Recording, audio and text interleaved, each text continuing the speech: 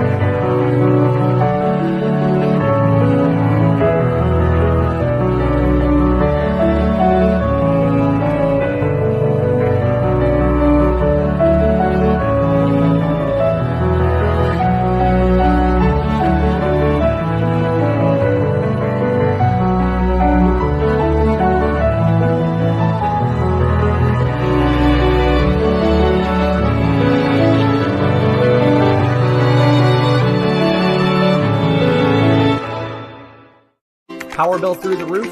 At 320 Solar, that power bill will be no more. In fact, about 90% of our customers report lower solar payments than with electricity. That's more power in your pocket. 320 Solar. Power up.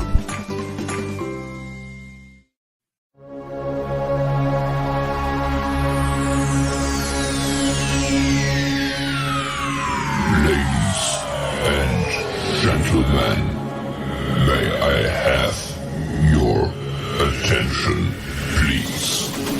The show starts in 10, 9, 8, 7, 6, 5, 4, 3, 2, 1, go.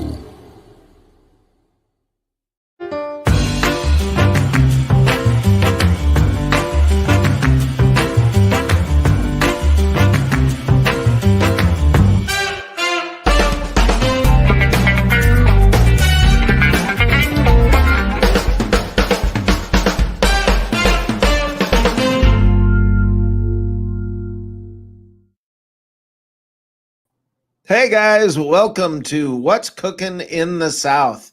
One more night here, right here in the in our Carolina studios, where we are going to find out. We're going to take a little trip around the NFC South. We're going to talk about the games going on this weekend. Obviously, we're going to talk a whole lot about the Bucs. The way I like to describe it is, we take a pinch of the Panthers, a sprinkle of the Saints, add a little bit of Atlanta, and a bunch of the Bucs, and that's kind of what this show is all about. So let's start off by taking a quick trip around the NFC South. This weekend, we got the Falcons and New Orleans playing each other, and I think the three things to watch: can Taysom Hill and Jameis Winston fill in adequately for Breeze? I mean, Taysom Hill is what he is. He's basically a tight end playing quarterback. I'm not quite sure what to expect. He's a little bit of everything. I don't think anybody knows what to expect from him. We don't know how much of him versus how much Winston. I don't know what to expect is about to happen in that game. It's going to be interesting. I think it's not. I think that game has a lot of intrigue and a lot of bearing on the Buccaneers going forward. The second thing that I want to talk about is, can the Falcons grab the lead and hold on to it? I think that's a fair question. I mean, now they've been playing the last 3 weeks. They've done a great job, or 3 out of the last 4 weeks they've done a great job. And really, the game that they lost, ironically, they lost because they scored a touchdown. It's a bizarre. It's just bizarre the way that whole thing went down. But the Falcons lost because they scored, and that's not something you get to say very often. But can the Falcons grab the lead, hold the lead, not make any mistakes, or do anything that causes them to lose the lead? The other thing is Calvin Ridley going to return to the Falcons lineup and boost their passing attack? Matt Ryan has been pretty hot. You add Calvin Ridley now, and that team is dangerous. The Falcons can be dangerous, and right now that's a good thing for the Bucs. In a few weeks, it's not, but right now it's a very good thing for the Buccaneers. We want the Falcons to be dangerous this week. So I think it's going to be interesting. The Falcons have been on a bit of a hot streak. New Orleans is in a precarious situation. So let's see what happens with that game. Now, the next game I want to talk about is the Panthers playing the Lions. 3 things to point out, 3 things to talk about. Number 1, does anybody care? I mean, I don't think their mamas are watching this game. I mean, this is a horrible game. I mean, who really wants to watch the Falcons? I mean, the Panthers play the Lions. I mean, this is really a horrible game. I mean, it's NFL football, but as NFL football goes, yeah. All right, hold on. We got a call coming in already. Hey, this is Rick. Who am I speaking with? Eric from Lakeland, Florida. Eric, how you doing, brother? I'm all right. How you doing, Rick? Good. Welcome to What's Cooking in the South. The first question is, what'd you have for dinner? Chipotle chicken flatbread, pizza from Panera. Nice. How's the pizza from Panera? It's good. It's a flatbread, but it's still kind of a pizza, but you know. Right. Well, I just wondered. I saw the commercials for it, and I was wondering how it was. Yeah, it's good. All right. Awesome. Did you have something you wanted to talk about the Bucs game, or what were you wanting to talk about? Yeah. I was hoping my pet was going to play, but it doesn't look like it. I mean, if he's iffy for the Chiefs game, then I mean, we have a bye week after that, so you know, if he's still limited, probably gonna at some point he almost played last week, and I'm like, okay, he's gonna be good this week, and then has still symptoms after that's not good. That's not good. How does an offensive lineman get hurt that bad in practice? That's what I want to know. Something weird happened there, but was it in practice? I heard it was in the Giants game. No, it was in practice. It was in practice after the Panthers the Giants game. I guess it was the first practice after whatever the last game was that he was in. It was the first practice after that he got hurt. So yeah, it's Kuechly missed the game, so hopefully it's not that bad. I hope that's all that it is. I mean, it brings back memories, unfortunately, of Aaron Sears, who was a former left guard for the Bucs, who now is Mitch Unrein. Yeah, he had a concussion for the whole year. Well, Sears never played again, and I mean, if you remember him, he played for the Bucs, and he's now a permanent resident in a Florida State hospital. So I mean, it's you've got to be concerned for a guy like this. I mean, the lingering symptoms like this are unusual for a concussion, and especially given the kind of he's not a wide receiver who got hit over the middle. So like Pitts, he's going to be out probably, and he had surgery on his son. I don't know, but that was a pretty bad hit. Yeah, but I'm concerned for Allie. I like Allie. I remember him on the radio, listening to him and everything. He seems like a fun, nice guy. So he hasn't. I mean, he's got to be. I mean, they haven't wrote him out yet, so he's got to be close. Yeah, I don't know. Yeah, you know what? Hopefully, we'll get some good news here, huh? I think we can still beat the Rams, but I mean, we'll see what happens. Yeah, it's going to be a good game. It's always an epic game with the Rams. Every time they play each other, it's this epic, memorable game. So, I was watching the highlights from 2000. That was a crazy game. Yeah, it was. It's a bad memory. Did you have to bring that up? I mean, we did win, right? Oh, is like 2000 or okay? Was it 99 that we lost? That's what it was. Oh yeah. And then Bird Emmanuel was game. it week 2, right? That was Yeah. like a No, I'm talking 2000 when the World Done had that big run. Was it not Bird Emmanuel? I'm tired tonight. Who had the was it a catch or no catch? Wasn't it Bird Emmanuel? I think so. Yeah. And they win. That was in the championship game. There's been so many big Rams games. It's just awesome. I mean, I've got so many memories of great Rams games. So yeah, hopefully they get pressure in golf and then hopefully let the defense. Yeah, absolutely. You got a prediction on the score? I don't know, 24-20. That's pretty close to where I'm going. So or 24-17. Yeah, we'll be in the ballpark. I'm gonna say, because at some point it's gonna come down to a field goal. I'm gonna say we're gonna get a last second field goal from Suck and Matt chase Gay, some demons away. I'm gonna laugh if Matt Gay, if they miss a field goal and they lose. Is Matt Gay? Matt Gay's not kicking for the Rams. Yeah, he's on the active roster. Matt Gay is kicking for the Rams. Yep. Oh Lord. Oh man, I just Kai just want you. Kai Forbath got hurt, so they have him on the active roster, and then they have some guy I've never heard of on the practice squad. So they're gonna. You are personally responsible for me losing hours of sleep tonight. I know. I lost sleep that night too. Oh man. Hey, let me bring Johnny Dean, the professor, on here. All right. All right. Hey, Johnny. Thanks for being patient. How's it going, bud? Good, man. Good.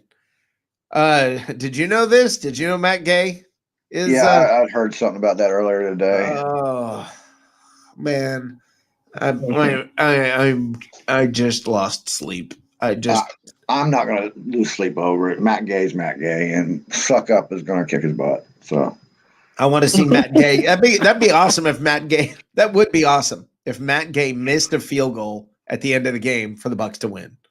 Absolutely. Yeah, if it was like 24 to 21, and they missed it. Yeah, that would just. I mean, he's got a strong leg. I mean, I was at training camp, and the fans were going crazy. He had like a 65-yarder, and then was backing up. I'm like, no way, it's this. Yeah, he was just I don't know. He just wasn't accurate. I mean, he was inconsistent. Suck Up is not. I mean, he's not. I mean, if they have a 4th and 1 on the 38, are they going to go for it, or are they going to hit the long field goal? They're probably going to go for it. I mean, it depends on the game situation. Yeah. Absolutely. Yeah. Yeah, it depends on the game situation, but we'll see. But, I want to clarify something about Marpet. Yeah. Yeah. He wasn't re-injured. He just wasn't recovered. He played in practice last night. Wasn't fully recovered. He was feeling a little sick, so they put him back out. And he's going to be a game time decision. So he's not completely ruled out. No, I that's what we were saying. Hopefully we'll get some good news. But I think the concern is normal and natural. I mean, you remember Aaron Sears. You know that whole story. Yeah. You know, and it's a sad story. And it's just odd that an offensive lineman would have a concussion. That's not odd though, man, because they're practicing stunts and stuff like that. You don't know what situation he was in when he got hurt. You're right. I don't know the situation, but it seems like that's something you'd get from a wide receiver going over the middle. It seems like in practice they get like CTE or something like that. Yeah. Yeah, well, you got 300 pounders hitting each other in the head, so that's pretty substantial, no matter how you look at it. Yeah. No, I mean I bump my head on the ceiling when I walk downstairs, and I see stars sometimes. If they would have, okay, so they haven't. They put trying to think of his name, David Johnson. Not David. I think David Johnson. Did you see? That was a pretty bad hit. And they put him on IR, so he's out 3 weeks. Yeah. So. Yeah. Well, I thought he was going to go. I was like, okay, for sure this week. I'm like, okay, he almost he had, practice after no practice. I'm like, okay, and then full. I'm like, okay, he's gonna go this week. I'd rather, and then, I would rather them sit Allie and get him healthy. And I don't if it's close, don't do it. Yeah, I'd like to see a rotation for the Chiefs game there. Yeah, that's what I'm saying. I think use him as little as you can between now and the bye week. Yep. And let him get healthy, and then coming out of the bye, you've got a healthy Ali Marpet. So, I mean, I think we can still. I mean, I don't know. Is it crazy to think we can win both of them? I mean, you split the next 2 games, and then you win the next 3 out of 4. You're 11-5. If you win those 4, 12-4, you could possibly win the division. I mean, Drew Brees might be out for the rest of the regular season. Well, I mean, Brees is out for at least 3 weeks, so at least. Yeah. So, I mean, could they win the division? Yeah. I mean, let's put it this way: there's a strange twist of fate that has put them back in the hunt. A strange turn of events. Let's see what happens. Remember, Peyton was pretty darn good last year with the backup quarterback. So let's see what happens. I mean, this is a whole different animal though with Hill and Winston. Well, I know that Harry had the numbers from Ray's show, but it was some kind of astronomical numbers that the Vegas odds makers have the Bucs for the odds of the Bucs taking the division, and it's some kind of astronomical numbers 4. Since Brees went out. So it's much more likely now. Yeah. Yeah. I mean that's what I'm saying. The Buccaneers have had so many twists and turns of fate go their way this year. I've never seen anything like it. I've always been on the bad end of twists and turns and bouncing wrong. Yeah. I mean, you'll know what I'm talking about, Johnny. Oh, and that was Bert Emanuel, and that was 1999. Yeah. Yeah. But it's funny when you look at it as a Bucs fan, the ball always bounces the wrong way. And this year, every single time it's bouncing the right way. And it's just crazy. Every week, the other team, it seems like, well, their offensive line is out with COVID. It's every week there's something. So who knows? Who knows? Johnny, what'd you have for dinner? I had ham that I sat there and baked for 5 hours today. Ooh, nice. Mac and cheese. Nice. Carrots, the gravy thing, stuffing. Awesome. Pretty much all the Thanksgiving stuff that people have. Very nice. Hey, everybody, I have a pro tip for everybody this Thanksgiving. You ready? Gain 10 pounds. If you have a waffle iron, or go get a waffle iron and make extra stuffing. Now, when you're done with dinner and you've got all that leftover stuffing, don't worry, because what you're going to do is you're going to stick it in the waffle iron and you're going to make basically stuffing waffles. And you're going to use it like bread, make it like bread. And you're going to make sandwiches out of the turkey. And you put turkey and cranberry sauce and mashed potatoes and gravy and everything right on your sandwich. You make a sandwich out of. I thought you were going to say peanut butter mayonnaise grouper. Wow, that was disturbing. My head still hurts. So I have a question. So you would be surprised if he clears tomorrow or Monday? Because obviously it's a Monday night game, so he has a little bit more time. I don't know if he practiced tonight. He might have practiced tonight too. He did. He did. Yeah, but according to Allman and Stroud, and then Jen and Lane posted a video. He was doing some drills, but I didn't see him taking any contact. So limited practice. I mean, that's still positive. I'm like, oh man, not practicing after full practice. I'm like, oh man, that's not good. And then, that just sounds like they're being careful with him to me. Yeah, and I hope they are. I really do hope they are. But anyway, all right. Well, thanks for calling. Have a good night. Yep, you too. All right, that was awesome. I missed a call here. Whoever just tried to give me a shout, sorry about that. I couldn't get clicked over. If you will give me a call back, call at Actually, I will put the number up here on the screen. I'll have a little ticker scrolling here at the bottom. And I will also put in the chat, I will put, if you've got the guts, come on here like you see the professor on here right now, Johnny Dean.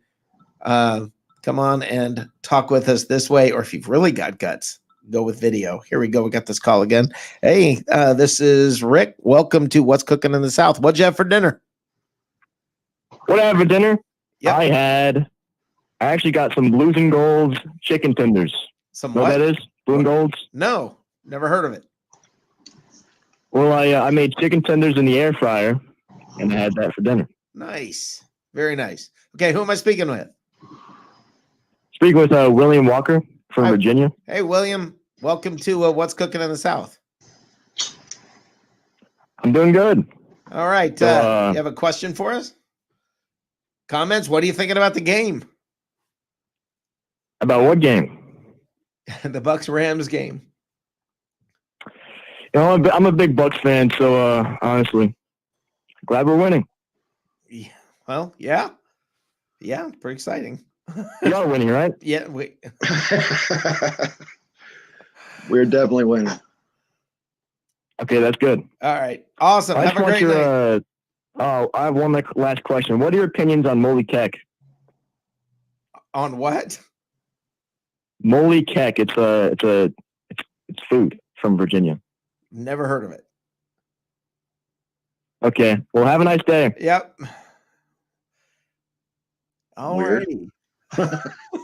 All righty. It's going to be one of them nights. Somebody obviously needed some attention tonight. And yeah, anyway. Moving on. Moving right along. Let's see. How about that Saints Falcons game? Can we break that down a little bit? Yeah. Yes, absolutely. Absolutely. Talk to me. I mean, I'm my thought be, and let me say it. Yes, let's break that game down because absolutely nobody cares about the Detroit Panthers game. Not even their mamas. Moms aren't even watching. I've had an epiphany, man. Oh yeah. While everybody is sitting here knocking Taysom Hill being the starter, I don't know why anybody's knocking him. and believing that it's going to be a gimmick thing. Well, the gimmick is as far as you look at what is a gimmick in football, because everything about football is pretty much gimmicky. But when you get down to it, if you look at what they could do and what I believe they were going to try to do is to emulate what they're doing in Baltimore. Okay. And actually, that's the only scheme I can see them even attempting to do with just Taysom Hill, because he's not going to throw the ball 40 times. You know what I mean? Yeah. Here's my take on Taysom Hill. Until somebody stops the guy, I have no reason to think he's not going to be successful. I mean, every team, when he would come on the field, you knew he was getting the ball, either running or in some way, shape, or form, he was going to get the ball, and still nobody stopped him. Exactly. And with Michael Thomas and Kamara there, they could actually be better at doing what the Ravens do than the Ravens are. Yeah, it's just going to be an interesting twist. I'm not quite sure what, I'm not quite sure what to think. That's the kind of game plan I think we're looking at. And as far as Jameis goes, Matt Schaub is the backup. Yep. Hey. And they brought in the guy from Denver to be the third string. So I don't even know what Jameis's role there is. We have another call. Hopefully this one will be a little different. Hey, this is Rick. What do you have for dinner? Well, like I said, hopefully. I'm not sure what that was. Callers are calling you, man. Yeah, well, it's obviously there are some people who are bored tonight. Maybe mama isn't home. They're all alone. They're sitting in their basement. Who knows? Maybe mama couldn't afford to pay the power bill, so now their video game doesn't work. And what else? They got nothing to do in the basement. Pull Peter Blake and call him back. One more shot. Hold on. This is Rick. How you doing? I'm doing good, man. So I'm from Montana, and I used to do YouTube, and I want to have I'm just gonna turn the phone off for a little bit. How about that? I'm from Montana, and I think the Rough Riders are going to win this game. Wow. I'm not quite sure what to say about that whole thing. Ugh. Anyway, Thanks for yeah, reviews, guys. yeah. I'm gonna get Gene. I'm gonna have Gene Thomas join us here. If that's all right with you. That's fine. I love Gene. All right, Gene. Whoop, scoot on over, Gene. There we go. What's up, brother? How you doing, Gene? Going good. How's everybody doing? Doing great. Right. I love brisket too. Is that what you had for dinner? Yes, you already know, man. Oh my gosh, you have no idea how much I love brisket. Brisket is awesome. Yeah, man. It's nectar from the gods. Yes, it is. Yes, it is. All right. Well, welcome to What's Cooking in the South. Honored to have you here, brother. Hey, thank you for having me on. I appreciate it. The professor, I couldn't be joined by better company. I maybe you haven't met him. Gene, what happened to the Rojo thing, man? The Rojo president of the Rojo fan club. Yeah. I'm eating brisket. I had brisket tonight, so that took precedence. Brisket will take precedence over everything. Well, I think you might have to argue with Peter Blake about that president of the Rojo fan club, though. No, I had that moniker back in the beginning of the season before the season even started. You win. Yeah, this was back in July when I was talking about him. So yeah. Wow. So now when you look at this game, actually, before we even get into the Bucs game, let's talk about the Saints Falcons, because to me, this is fascinating to me. It is. It's intriguing to me too. I mean, I am not as down on Taysom Hill as a lot of people seem to be. I mean, I think the guy manages to. He always seems to be succeeding, even though you look at the guy, he's kind of like Tebow in the sense that you look at him and it's like, how in the heck did that just happen? Well, a couple of things here. You've got Sean Payton, and with Taysom Hill, he's an offensive weapon. I've always said he's an offensive weapon, despite people saying that he's a quarterback. He can play wide receiver. He can play running back. He can play in the slot. You can put him under center.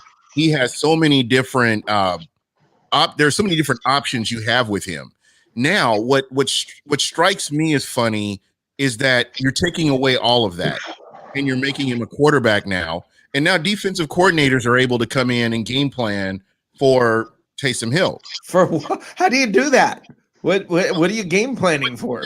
Because now he's under center. He's not going to be the guy out. I don't know how Sean Payton would use him, but if he's your starting quarterback, I mean, you're taking away all those other options that you have. I guess, Gene. I don't know. You just kind of said what I think fascinates me is, like you said, I don't know how Sean Payton's going to use him. I think that says everything right there. Is how do you game plan when you have no idea what in the heck he's going to do? I mean, I really feel like he's like Tebow. He probably doesn't have a great arm, but he just manages to.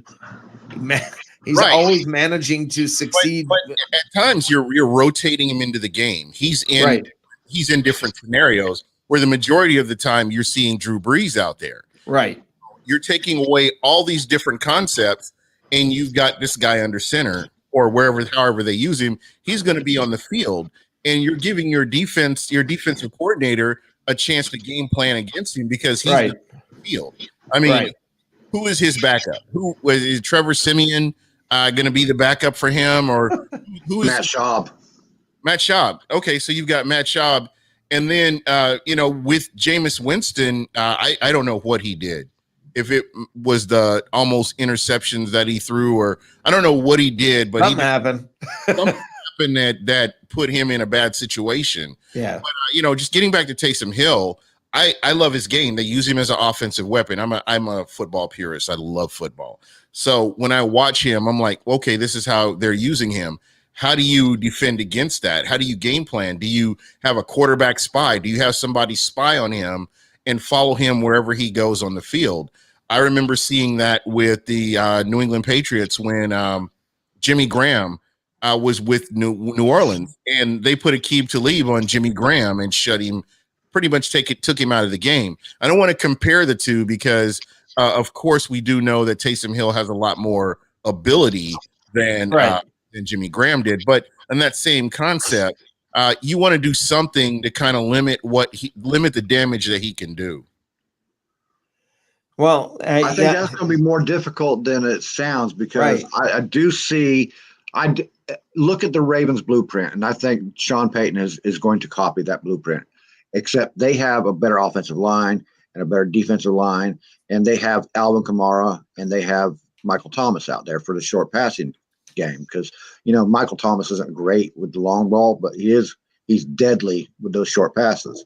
And I see that working perfectly into Taysom's what do you call it? His style, whatever that is. Yeah, his wheel. That's right in his wheelhouse, right there. Yeah, absolutely. Yeah, I don't see that. Is Ridley back? Is Ridley playing?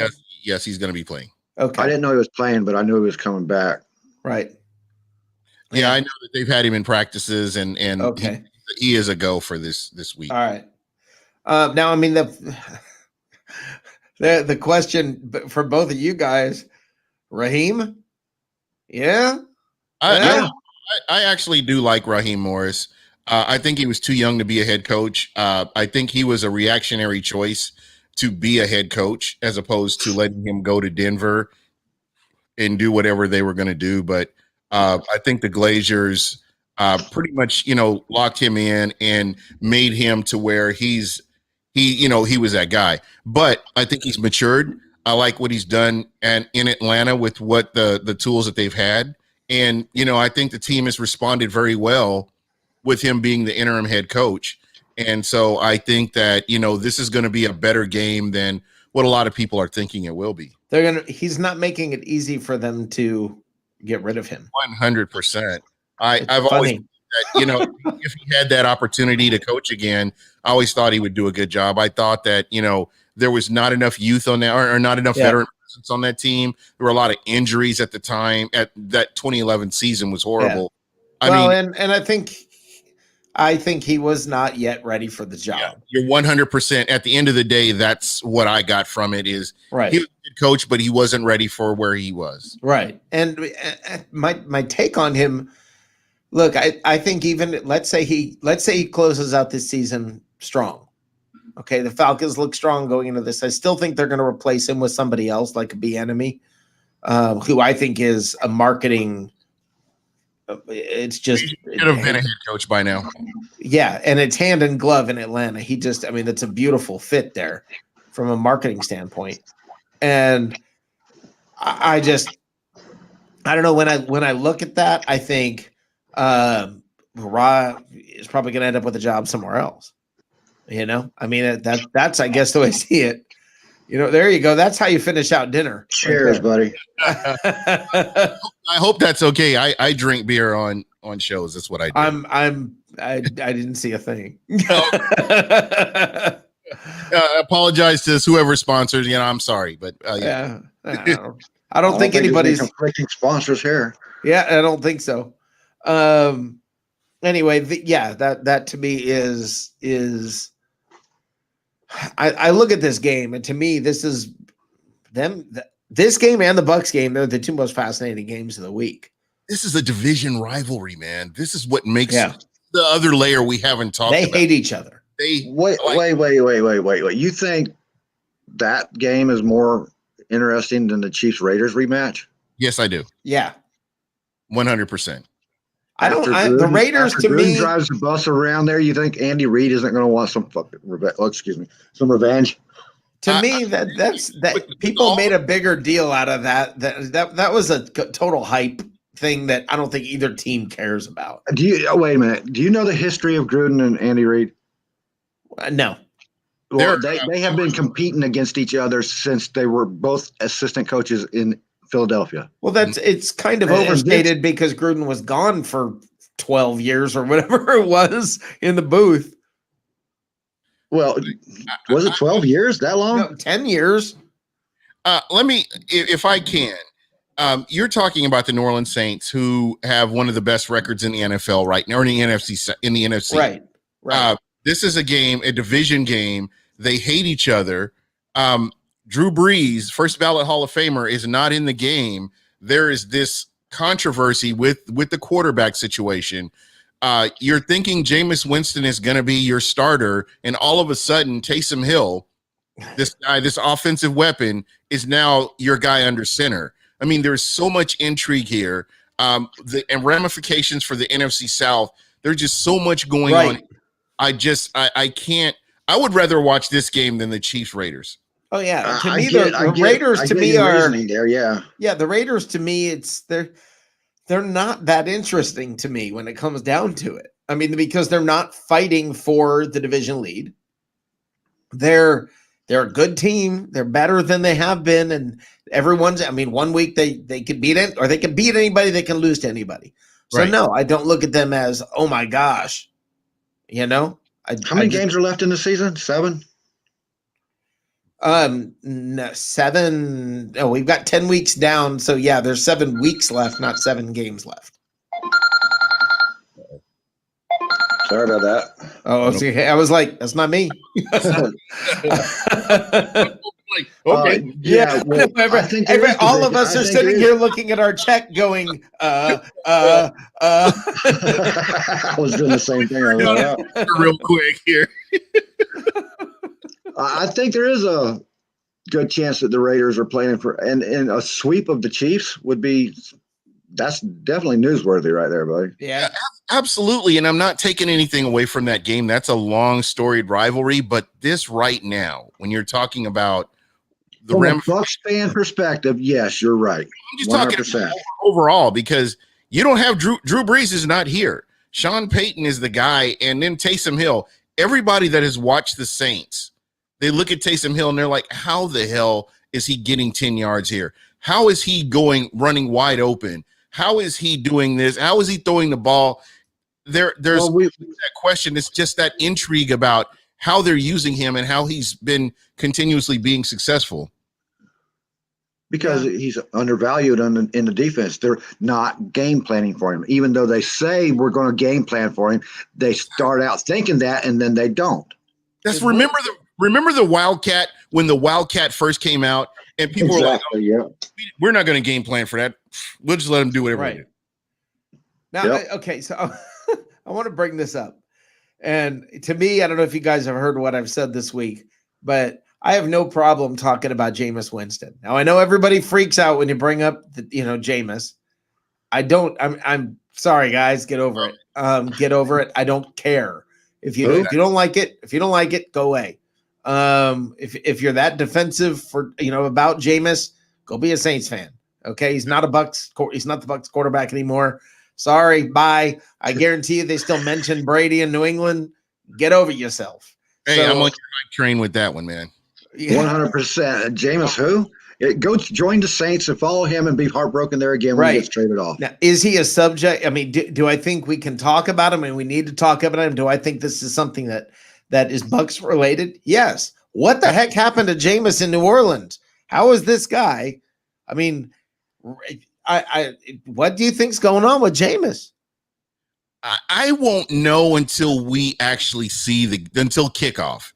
Right. I don't believe Sean Payton for 1 minute. Sean Payton has lied about other stuff in the past. And in the back of my head, I'm thinking Jameis Winston could trot out into the field at some point. The only thing is there were leaks out saying that Winston didn't even get 1 rep with the starters. And if that's true, now that may, again, I don't trust Peyton either. And I would not shock me if they name Taysom Hill as the starter and Taysom comes running out and takes the first snap and immediately leaves the field. And Winston comes in at that point. And they say, well, he was the starter. I think if they did something like that, it would be foolish because Taysom Hill is a weapon they need to explore. They've had him on the team for 3 years now, right?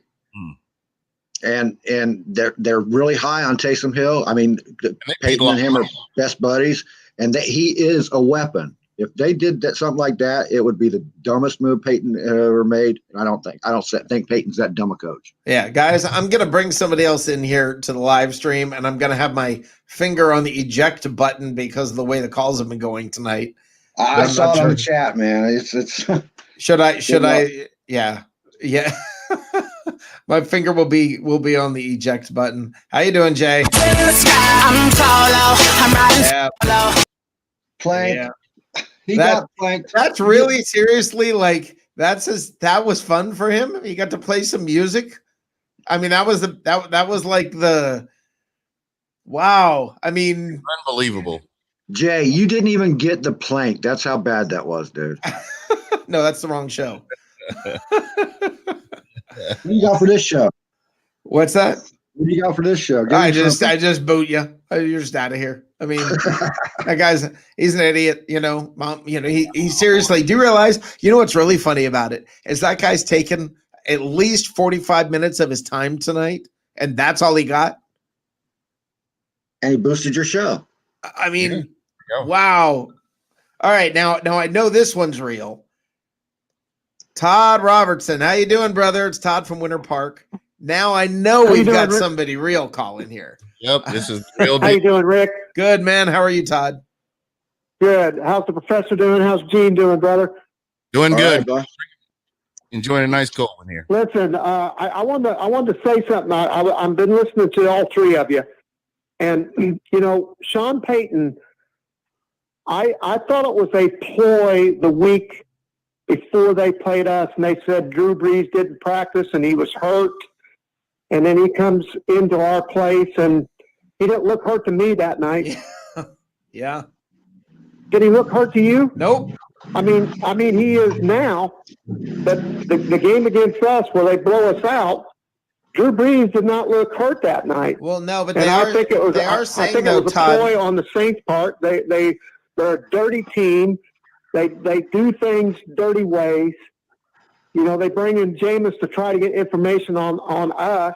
I don't like that, and I just think they're a dirty team. Well, here's the thing. Now, I have an interesting comment about this because they said Breeze had a shoulder problem or whatever going into the Bucs game, and I wondered because they also said he broke 2 of the ribs in the Bucs game, and I'm wondering if there wasn't something going on with his ribs prior to that game, and then it was maybe aggravated during the Bucs game, and then just really aggravated their next game. I don't know. Yeah, listen, I promise you, Drew Brees could have had 5 cracked ribs and a punctured lung and beat the Bucs that night the way that game against that game. I mean, yeah, I agree with you. It was horrible. Yeah, I mean, we don't know whether he looked hurt or not because nobody came anywhere near him. I mean, he just sat back. No, it was a horrible game on our part, right? And it was a terrible game plan by the coaches as well. I thought it was. I don't know, Gene. I've never spoken to you about this. So, Gene, I want your comments on this because to me, I was pissed at that game plan. I mean, to me, there was no excuse for that. That game was 2020 to me. I don't ever want to talk about it again. I just want to put it behind me. And I mean, when I think of the year 2020, that's just what this game was. Poorly coached, poorly executed. I mean, there was enough blame for everybody. I would have blamed the people selling beer up in the stands, if that really was part of it. But just when you look at this game top to bottom, there was enough blame for everybody, and they were out hustled.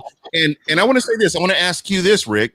Yep. Do you feel like in the history of the Buccaneers, I would say let's go back the last decade, have the Bucs ever been able to consistently get up for a New Orleans Saints game? Because what I found over the past 10 years, 5 of the 10 blowouts that the Bucs suffer one blowout a year. I've just researched this. They suffer one blowout a year. Out of the last 10 years, 5 of those blowouts have come at the hands of the Saints. Well, now I think they are so deep in the Bucs' head. That's the thing is it bothers me. Like Mike Evans becomes. It doesn't matter who the coach is or anything. Yeah. Well, over the last 5 years, you got 10 years. Yeah. Well, yeah. They are our nemesis. We've had different nemesis. I mean, they've been a thorn in our behinds for 10, 12 years now. Everybody has been, though. And every time we play them, it seems like it goes their way, except when Fitz went up there and beat them. That was a great game with Deshaun Jackson, but the Saints, like you say, Rick, I think the Saints are in our heads, in the Bucs' heads. I don't know why, because I think we're a better football team than them. Well, it to me, it's yes, you're correct. I mean, you go back. Look, there's one game I can go back to and say, yeah, okay, the Bucs got up for that game, and that was their first win ever. Okay, that was back in what, 77. Yeah. So Right. since then, yeah, you're probably right. The year we won the Super Bowl, they beat us twice that year. Yeah, it bothers me. What bothers me is that in if you go back, like, let's go over the last this is Evans. How many years has Evans been in the league? 7? He came in 2014, I believe. Okay, this is his 7th year. Yeah. So he's had 6 years of more than 1,000 yards, or is it 7 years more than that? I don't know. Anyway, the point of the matter is New Orleans is so deep in his head. He tends to really just, like, he loses it. Evans does. And Cam Jordan talks trash. The Saints run up the score. I just feel like, and now the Buccaneers completely changed their game plan. And I don't know what the heck you call that. I just feel like they're so deep in the Bucs' head, in their psyche. I mean, to say that they've been our nemesis for the last 10 years, man, everybody's been our nemesis for the last 10 years. Everybody beats us. But think about this. 2010, 31-6 Saints. 2012, 41-0 Saints. 2013, 42-17 Saints. Wow. 2017, 30-10 Saints. Yeah, I'm with Gene. 2019, 34-17 Saints. Yeah, I am now. 38-3 Saints. This is what they've been doing to the Tampa Bay Buccaneers. And I don't care who the head coach has been. I don't care who the general manager the wide receiver. Or the wide receiver. They have just been able to consistently do this. And I do not know how to genuinely explain this, but it's just been that kind of thing. Because this team fundamentally should have beaten the New Orleans Saints in that second game. If we look at the first game that the Bucs played, you look at the first game the Bucs played and the way they played them, they should have been able to make adjustments and come in and win that game. That was not the case. They totally, this team as a whole, offense and defense, changed up play calling. And then your players didn't execute like they were supposed to, and they got blown out. Gee, that's awesome info. I had not. Wow.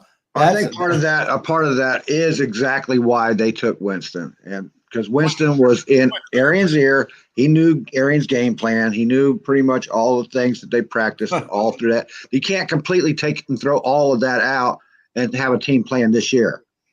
Guys, so, I'm actually disturbed. I agree with the professor. I just said that a few minutes ago that they brought Jameis Winston. That's what I say when I say the Saints are dirty. They brought in Jameis Winston to get information on us. I just don't think that's the case, man.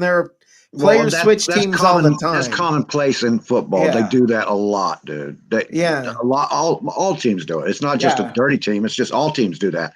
If you got that's why Brett Favre had to sign a thing saying that he couldn't leave them and go to one of his rivals. He had to go by way of the Jets first. Todd, what'd you have for dinner? Homemade chicken soup. Oh, that's good. That's a good one. Nice. Nice. Bring it. Way to bring it, Todd. Rick, what did you eat? A lot of vitamins. What did I eat? Yeah. I ate General. What is it? I'm going to say it wrong. General Tso's chicken. General Tso's chicken. There we go. Yeah, I had that and some house fried rice from a local establishment. Guys, I wish I'd have been at Gene's house. He had brisket tonight. Yeah, I know. It's hard to beat brisket. Now, I've got to point something out here because I'm genuinely disturbed by a comment by Mike DeRoche. He says, "What is brisket? A Southern dish?" What? He's Canadian, guys. He's Canadian. I don't even know what to say to that. Walk the plank. Yeah, it's the same thing as moose, Mike. Wow. You know what? I'm going to break my own rule here. You know what I'm going to do? I'm going to break my own rule. Walk the plank. You're out of here, buddy. Wow. Holy cow, Mike. You don't know what brisket is? No, brisket's not Southern. Matter of fact, the best brisket I ever had was when I was in Connecticut. So, no, man. Oh my gosh. You gotta get across the border more often, Mike. Christopher Cole says he had homemade lasagna for dinner tonight. Absolutely. You guys are winners tonight. I'm telling you, you guys are winners. Yeah, here you go. Just like me. All right. I got a quick question and I'm going to get off here, Rick. Sure. For you, Rick, the professor, and Gene, what's the key to us beating the Rams Monday night? Got to establish the run, and you have to get turnovers. Jared Goff can be gotten to. We've seen that with the Miami Dolphins game. When you hit Jared Goff changes into a totally different player, and I do believe that the Bucs can capitalize on that. But at the end of the day, man, it's all about them getting that run established, and I think it's going to set up other things for this offense. Get an early turnover on Goff. That gets in his head more than any quarterback in the league. I'm going kind of along with Johnny here. I'm gonna say this a little strange. I think like the first 10 to 12 plays that the Rams have on offense and the Bucs have on defense are going to set the tone for the game. 100%. Because Goff is either a good quarterback or a bad quarterback from one game to another, and you know it in the first 12 plays. So. Yep. I think I agree with everything y'all said. I agree with all that.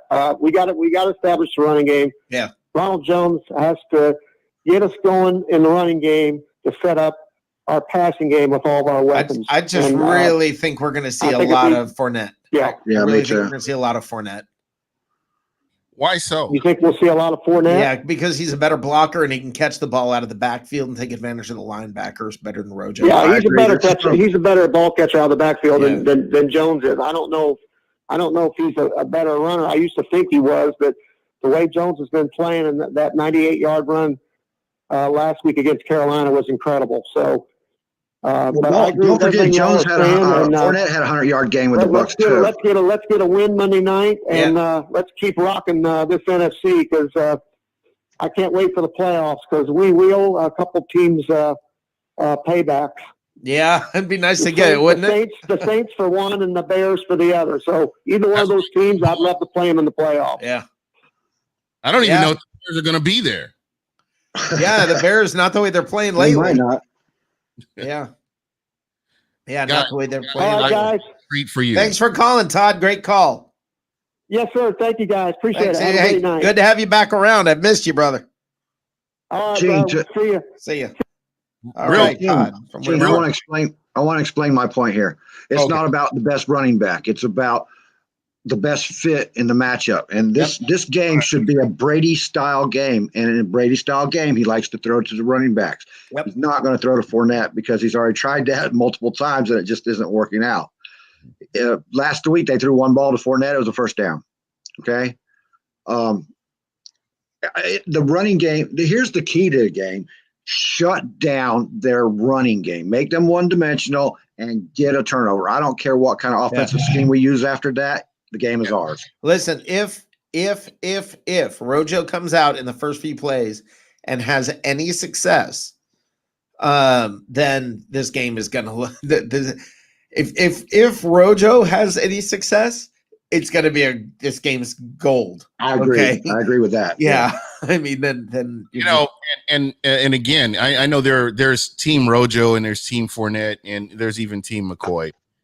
To me, it's whoever's on the field and can make the most of the opportunities to put the team in a position to win. Yeah, that's where it's going to be. So, Johnny, to your point, I 100% agree. If this is what works best, if this is what they game plan, where they're using Fournette in that way, and Fournette can make the most of those opportunities, I'm good with that. I want wins over losses. I don't care if my guy is not in the game. I want the Bucs to win these games. That's what exactly. I agree. Hey, we got a caller here. Caller, what's your name? Where are you calling from? What's happening, gentlemen? It's Harry. Harry, what'd you have for dinner, brother? Oh, what did I eat for dinner? I'm not even sure you guys will understand what it is. It's called pastizio. Pastizio? That's Greek. Pastizio. There you go, brother. It's Greek, all right. who called it out? Who said it was that Greek? Was Johnny. All right. Yeah. Yes, it's pasticcio is a Greek version to an Italian lasagna. Just better, that's all. Oh, dude, you are treading on some thin water here, brother. Don't dismiss that so quickly, man. It is very good, man. It is very good. Pasticcio is really good. You know, rather than having all the ricotta cheese, which is tasteless, and you know, it substitutes a little bit of feta, and on the very top of it, it has a very creamy, nice bechamel sauce. At least I didn't call up saying that I was eating grouper with peanut butter and mayonnaise. I don't know what the hell that was. All right, you win that. You missed that the other day, Gene. We had Matt from Oklahoma all right, you ready? Some Baywatch looking chick's husband on the Skyway Bridge. He met him on the Skyway Bridge. He's a scuba diver that he met on the. I don't know. You know what? I'm not. What are they doing on the Skyway? Exactly. I don't know, but he gave jumping after eating that dinner. I'd have to be jumping. Wow, I don't even know what happened. Please tell me you're not the kind I couldn't believe Please it. tell I'm me you don't listening to the put. show on Thursday night, and I'm hearing this recipe, and I'm like, That's a reason we don't do recipes on Thursday. We're again wrong show, right? Hey, so Harry, please tell me you're not one of those guys who puts pineapple on pizza. Oh my God, no! Are you kidding me? Who in the world puts pineapple on pizza? Thank you, Tampa Bay Ray. No, pineapple on pizza, that's just wrong to me. Let me ask you this. To everybody who puts pineapple on pizza, would you put tomato paste on a pineapple upside down cake? Hey, I might try that. No, it's zero chance. Right. You know what? You guys know that I'm a gambler, but I'd give you 1 to 9 that I will never do that. There is no gambling. That's not a gamble. It's just bad, and you know it. I mean, that's a lead pipe lock that it's bad. Zero chance. Right. Oh man! So Mike, it's been a very long week, gentlemen. I'll tell you what, the food's been really, really good, and that's really about it. I'm just so looking forward to some exciting football. Yeah, well, you're not going yet. I got to know what you think is going to happen on Monday night. I got to know what you think's happening tomorrow in the Falcons Saints game too. Well, on the previous show, as I was discussing. And the professor has me completely flipped over on this game. He actually has me believing that Atlanta can win this game. And the more I'm looking at the game, I believe that they can. I just don't understand why Sean Payton isn't going to go with Jameis Winston. I know that's not a very popular pick to say anything about, but there's a reason why Taysom Hill has been riding the pine for 10 years and hasn't gotten a contract with other teams. You know, and $18 million also has something to do with it. But he really, truly is a great athlete, but he's not a full-time quarterback under center. And there's only so many plays that you can give him before the defenses are going to figure it out. And it's not to say that Atlanta is a juggernaut on defense, but they do have offensive weapons on their side of the ball, and I think they're going to give them a fit now, especially after talking to the professor on it. The line right now is New Orleans is -3.5 in this game. Wow. And that was under the assumption that Taysom Hill is going to be the quarterback. Mind you, the line opened up at New Orleans was -5 in this game because Jameis Winston was automatically assumed that he was going to be the starting quarterback. So you see the money going in one direction. Don't be surprised if this game even gets closer by the time of game time. But Atlanta could beat them, but I don't see how. I think it's a lot more likely than we're talking than you're making it sound. I look, if I was putting money down special. What's that? I've got Atlanta as my upset special. Wow. I hope you're right. I would put, if I was putting money on a game, and I will not, but if I was putting money on it, I would put it on New Orleans. But I'm not betting the game either. Yeah, this is not a game I would. First of all, I'm not putting money on any game, but to me, I would, if it wasn't going to be, no way would I put money on Atlanta. Oh yeah, all day. I'll tell you what I did put money on tonight, guys. What's that? The proposition bet right now. Tampa Bay's 2-1 on your money to win the division. Third game back. Wow, 2-1. Oh yeah. Now hold on. Johnny was talking about this. You had a number. What was it previously before Breeze went down? before Breeze went down, they were even more than that. I mean, I don't remember exactly what the line was. I'd have to go back and research it, but it was even more than that. Yeah. You know, to get, I think it was like 3, almost 4 to 1 on their money. I mean, wow. I don't know. I don't think Breeze is going to play anytime soon, and when he does, the sooner the better, because I just don't think he's going to be that effective.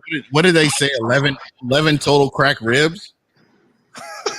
What? I have no idea. I don't think you have 11. I was going to say, do you have 11 ribs? Cracked ribs. I saw something on that, and I just can't believe. I cracked a rib 3 years ago, and that hurts. I couldn't imagine having multiple fractures and multiple ribs. I don't think I can move my arms, let alone think about throwing a football. It just hurts thinking about it. Dude, I dislocated a rib, and you can't breathe. You can't lift your arms. You can't lift your arms over your shoulder. I mean, or you're in excruciating pain. He punctured a lung on top of it. Yeah. Wow. Yeah, he had a pneumothorax. Think about that, man. You can't even breathe. I didn't. What is that? A Dr. Seuss character? Who was that? Right on that. What, pneumothorax? No, that's the technical term. I'm sorry. Okay. That's it. You're exactly right. Sounds more like a Dr. Seuss character. The Lorax or the what? Go ahead. Sorry, Rick. No, you go. You go. I just don't see how Atlanta actually beats this team. But if you see a lot of Taysom Hill tomorrow, Taysom Hill, and they try to run 1 or 2 series with him and then 1 series with Jameis Winston, I just don't think New Orleans is going to get into a groove. Yeah, I think if they do stick with one quarterback, that's going to be the issue. Yep. I got a stat for you. It might surprise you guys. I don't know if it will or not, but you do know that the Saints, the Bucs, and the Falcons all have top 10 rated run stopping defenses. Wow. I didn't know Atlanta was in Atlanta? Yeah, they're number 6 on the list. And then there's the Panthers playing Detroit. And like I said to Johnny, I don't even think their mamas are watching that game. Yeah. There is one thing. Hold on, man. I want to interject there real quick. There's a reason why Atlanta might be in a top 5 or even a top 10 defense for stopping the run. Because teams don't try to run the ball against them because they're scoring all those points. Everybody's jumping on the Raheem Morris bandwagon right now. Don't forget, Atlanta didn't have a problem at all scoring points. The defense just played so horrible, especially in the fourth quarter, they couldn't stop anybody. Under Dan Quinn, yeah, because they were having to throw the ball in order to catch up. What is their offense? What is their passing defense ranked? I have to look it up. It's got to be in the bottom third of the league. That could explain. It has to be in the bottom third of the league. Well, I'd be interested because, like the Buccaneers last year, you look at the first half of the year versus later. I'd be interested in seeing what the Falcons were like in the first whatever number of games, and then since Raheem's taken over, what is their pass defense like since then? I think that would be interesting. You want to split, then? You want to break? Oh, here. What's that? I'm not quite sure what Johnny Dean just said, but I don't know. What Mike DeRoche just said? What, Rojo can't catch the ball? This is news to you, Mike? No, Rojo can't catch the ball. Unfortunately, no. Mike also said, let's see. Then keep feeding the ball. Yeah. Well, yeah. I mean, if he can run the ball, it's gonna be awesome. Angel Castro is talking about I like Hawaiian pizza. He needs to be I don't know how popular of an opinion this is going to be, but I like Rojo better than I like Leonard Fournette. Well, they're just different. That's like I feel like that's like saying. I honestly think someone needs to buy him a Jugs machine, but as an all-around player, oh my god, all-around player, I don't agree. Absolutely phenomenal. I don't agree that he's a better all-around player. He can't block. I mean, I've seen Brady get crushed this year by Rojo just whiffing on blocks. I think I've seen more positive blocks than I have misses. Okay. We know Fournette can block. I'd have to say that. We know Fournette can block, though. Yeah. Oh, 100%. But I don't want to take away from what Rojo can do, because I've actually watched plays, away from where the ball was, where he protected Tom Brady from getting destroyed a few times. And maybe I watched him. I watched him on several plays earlier this year Yeah. Just whiff. Completely whiff on the block and Brady get blown up. And I was like, holy crap, what just happened? It was bad and it happened multiple plays. So, maybe you're right. Listen, I'm not saying I like Fournette better. I don't think you can say, like, if you sit here and say, I like Rojo better than I like Fournette. I think that's like saying, it's like, I like moonbeams better than I like apples. James, you're just talking two different things. The passing stats on that is the Falcons are giving up 236 yards to 238. Jesus Christ! But their offense is leading in most of the categories there. Huh? They've been doing that the entire season. I can't get the split. I can't. Right. No, I don't know how they do that. I don't know how people come up with those stats.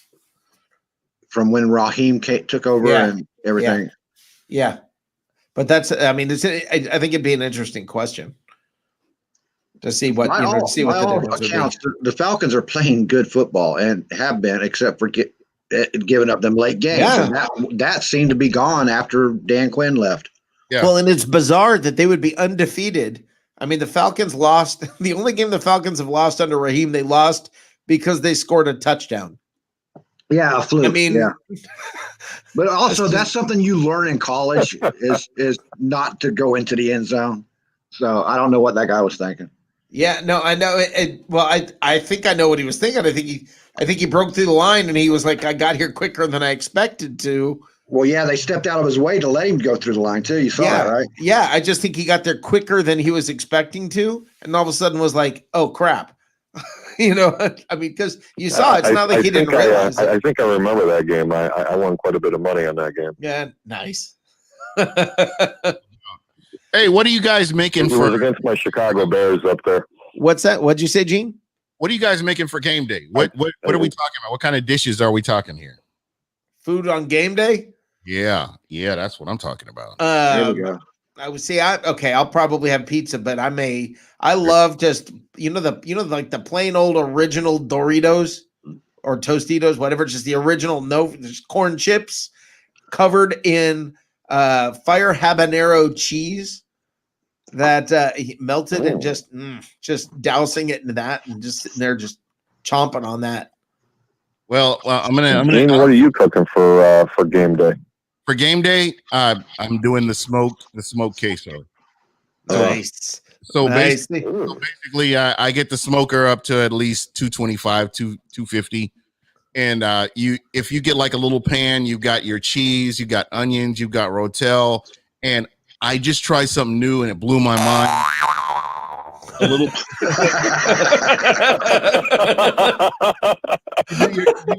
You do your ground beef with a little bit of refried beans and put all that together and let it melt with a little bit of smoke. I use Applewood's chips, and I'm telling you what, man, that is best. That is the best queso you ever had. Oh, you're killing me. Yeah. You don't have to do anything. This is the beauty of it. Better yet, what are you guys cooking for Thanksgiving? Oh, smoked turkey. Traditional. Yeah, it's traditional. I had mine today. Did you really? Yeah, I'm traditionally I'm do doing a Thanksgiving. real southern thing. I'm going to deep fry a turkey, baby. Nice. Yo, man. There Nice. you go. It's been nice knowing you, brother. Buddy. Yeah, it's been nice knowing you. He's going to come out like JPP. Oh, wow. I've seen so many I got to people put a do little that, Greek man. flair to it. I inject it with a little bit of lemon and some garlic, and you just slowly put it in there. I don't throw it in there like a football. I've done it 3 years in a row. It came out good. Oh, okay, you didn't kill yourself. And then my mother, else. and hold on, here's the funny one. Then my mother comes over and she goes, "Honey, where's the lamb?" You said I don't have a fryer that big. If I could fit one in a deep fryer, especially around Easter, there's like a Greek tradition. You have to sit in the backyard. You put the lamb on the spit, over the charcoal in the wood, and you got to sit out there and hand spin it around here. So anybody who wants to come help me do it, if you like lamb, it only takes about 8 or 10 hours. No, Yes, it does. Yes, it does. Wow. No, if you're gonna sit there and but for me, it's like lamb. No, I can't deep fry it. I'm not interested. Thank you. Nope. Yeah, No, but so- lamb is really good on the open spit. And trust Yes, me, it's it really good. But you got to start at like 5 o'clock in the You morning. guys want to know? You guys want to hear about some great By finger 7, food? I'm seeing 2 because I'm already like a 6-pack in. I got a question for Harry, man. Go. What is the for proper it. way of saying gyro? Euro. Euro. Yeah, Euro. Not Euro. Euro is close. Who said Euro? No, Gene? yeah, Gene got it. yeah, it's Euro. Okay. Euro is the American way of saying it, but it's called Euro. Yeah. Euro. And that was really good. Gyro, I've heard it all. I've heard it called lam and beef. Gyro. It's It's one of them gyros Tampa. named after your premium. Yeah, the kicker, your premium.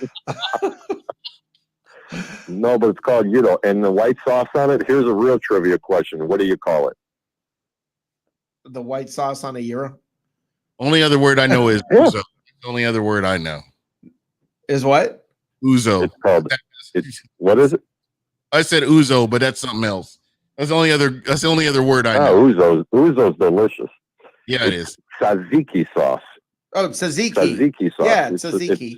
Yeah, tzatziki. Tzatziki is made with Greek-style yogurt, of course, lots Yes. of dill, some garlic, very little bit amount of salt, and a squeeze of lemon. Nice. Very nice. Yeah, it is actually pretty nice. This We'll is have, we'll have to talk offline. This is great. This is adding yeah, to- man. You guys want a cool finger food tip?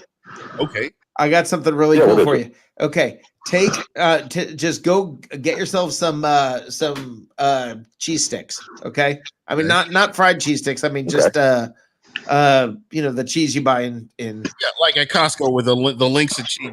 yeah, and stick them in the freezer. Okay, stick them in the freezer for like an hour. All right, wrap them in bacon. Okay, Already won me. it's got to be frozen. All right, you wrap it in bacon and then deep fry it. You're the MVP. Okay, you end up with Oh my God! yeah, That's delicious. yeah. That how awesome is that? But you got to make sure that you freeze the cheese or it's gonna leak. Wow. Yeah. And you know what? You could probably dip that in tzatziki sauce. I bet you could. Well, you're Greek. You can do anything in tzatziki sauce. As long as Hey, it's man, not pineapple, it's you good. You can always spin something in Greek. That's right. As long as it's not pineapple, it's good. So Rick, I know this is cooking in the South, but I have a question who about a would game. ever thought that a Hawaiian pizza is going to be good? Please tell me this. I don't know. Somebody's going to hell. Which is Well, bad. what's your question, Johnny? I want to. All right, we discussed this with Ray and Harry earlier, but what do you guys think about the Pittsburgh and Jacksonville game? I don't. I think Pittsburgh's going to destroy, get Jack and kill, and that's just what it's going to be. See, Harry, but see in Pittsburgh, the Steelers do not have a the good game's record in against Jacksonville. Jacksonville, and they are worried about this game. From a gambler's perspective, we were talking about that earlier today with the professor there. Over 80% of the games, okay, on the line, anything more than 10 points, whether you're at home or on the road, and I can give you some examples, they generally do not cover. Okay, there's a lot of points with Pittsburgh being on the road. Pittsburgh does not have a very good record against Jacksonville, and everybody is thinking the same way. It's a sexy pick, and it wouldn't surprise me to see Pittsburgh just blow them out of the water. I just don't think that Pittsburgh is going to be beating the crap out of them by halftime. I think that game's going to be a lot closer. Pittsburgh's going to come out and play closer to the vest, in my opinion, in that game. And Jacksonville eventually will find a way to lose that game. And they may cover the 10-plus points. Hence, Tampa Bay at New York. Yeah, when they were playing the Giants. Yeah, Anybody know what the line in that game was? 9? 10? Yeah, about 9 or 10. It was about 9 or 10, depending on what what book was actually holding the line on that. And I bet a lot of money on the Giants in the first half. They were at home. They were going to play inspired football. But then I absolutely crushed them because I took Tampa -9 in the second half, and Tampa did what they were supposed to do, albeit it was a close game. Kansas City against the Jets. That was a 20-point line, guys. This isn't the University of Florida playing, UL Monroe. Right. Okay. It is a National Football League team. 20 points is a lot. The Jets gave them fits for the first half. Kansas City ended up covering the game. But here, case in point, 80% of the games that are 10 points or more for the game, the underdog usually covers in the first half. 60% of the times, only 60% of the times on those so-called sexy picks, they only cover. So that means 40% of the time, those teams are not covering, especially when they're on the road and being that big of a favorite. So my opinion of that game, Pittsburgh's a far better team. They are not going to go undefeated this year throughout the season. No. And they're going to have a letdown. I got a funny feeling it could be this week, but I still don't think that Pittsburgh is going to lose the game. Yeah, I don't think Pittsburgh is going to lose, but I think for a team to go undefeated, you really look at you have to be able to look at the team and say, wow, this is one of the best teams in the history of the NFL. And I don't see that from Pittsburgh, but I see them being really good. Yeah. I think this is a perfect setup for Pittsburgh to lose next week. Yeah, sorry. Go ahead, Ray. Next week? I see the letdown game next week. Yeah. Yeah. Oh, quick, real quick. Real quick. Who do they play next week? Go ahead, Gene. Ed Warder said that Drew Brees suffered 11 rib fractures, 8 on his left side and 3 on his right. I'm sorry that I'm laughing. I'm sorry, but that's like holy crap. Those ribs in the hip. That's like, yeah, he got decapitated twice. I mean, what's the... What was the name of that Mack truck? What's that? What was the name of that Mack truck that hit him? Yeah, no joy. I think it was several. I think it was several. Holy cow, man. Hey, can you guys all hold on or do you need to go, Harry? I need to go pay some bills. No, I can hold. Gene? I'm just sitting back there. Of course. Let me hear the advertisement. That'll give me a chance to go get more beer. Yep, go ahead, Johnny. I'll be back in just a minute. All right, brother? Ready. All right.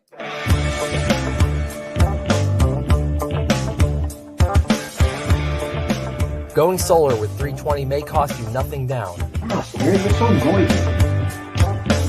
But the work we do is not a $0 job.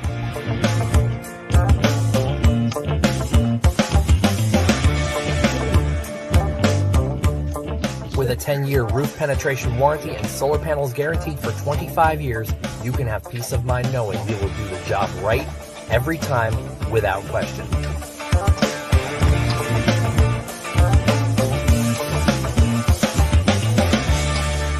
Solar. Power up. Hell no.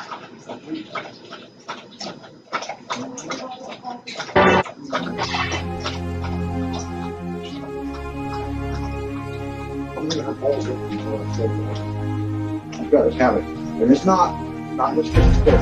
Every time I'm on so come back. Let's look at it.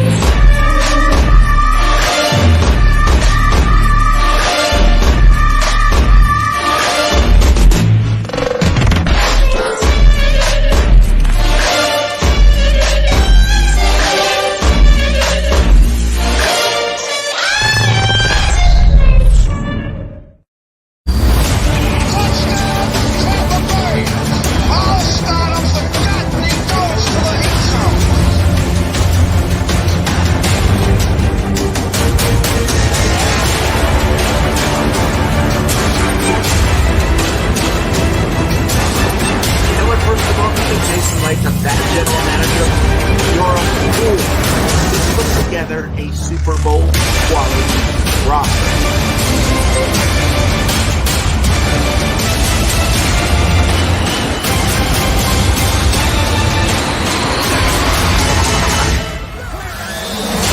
Tom Brady is expected to sign with the Tampa Bay Buccaneers.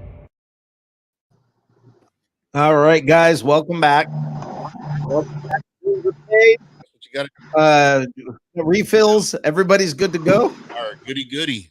Good to go. Absolutely. All right. Now I've got. I want to ask you guys. No, well, let me say this though. By the way, I never answered the question about Pittsburgh and Jacksonville before I get into this. Pittsburgh, Jacksonville. You said, what do I think about it? I don't. I mean, I just don't. It's just. I mean, really, this is just not this. It's not on my radar of games that are like, wow, this is interesting. I mean, you really have to live in Pittsburgh and, be afraid of being embarrassed or let down because your team is undefeated and you're playing a crappy team. It's interesting because it's like, oh crap, please tell me it's not this team. That's the only reason. But outside of being a Pittsburgh fan, I follow every NFL team. That's right. No, I understand. I'm just saying outside of having any sort of connection or interest in that game, I just don't even.